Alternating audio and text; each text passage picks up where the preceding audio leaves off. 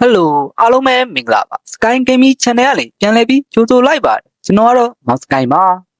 ဒီနေ့ကျွန်တော်ပြောပြပေးတော့မယ်အကြောင်းအရာကတော့စမ်းရဲ့ Annual Starlight Skin အကြောင်းပဲဖြစ်ပါတယ်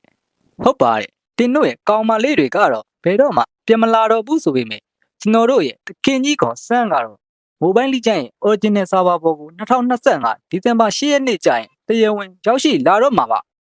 ဘာခွာမပြောင်းလဲဟဲ့event လာမဲ့ပုံစံကတော့အရင်နှစ်ကထွက်ရှိထားတဲ့ဘေးရဲ့ Annual Starlight event ပုံစံမျိုးနဲ့လာဖို့ဖြစ်နိုင်ပါတယ်။ event ရဲ့ဒေါ်တွေအနေနဲ့တော့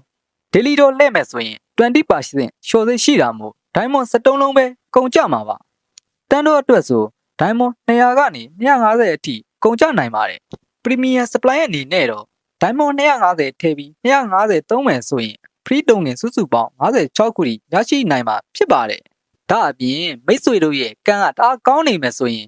Lucky Box Skin တွေ Collector Skin တွေအထိပါ free ရရှိနိုင်အောင်ဂုဏ်စင်းနိုင်မှာဖြစ်ပါတယ်အခုရောက်ရှိလာမယ်စမ်းရဲ့ Annual Starlight Skin ဟာရင်းကထွက်ရှိဘူးတဲ့စမ်းရဲ့ Collector Skin ထက်ကိုပိုပြီးတော့လှပါတယ်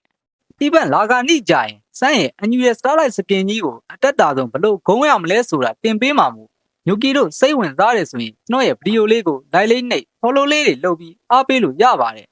အားလုံးကိုကျေးဇူးတင်ပါတယ်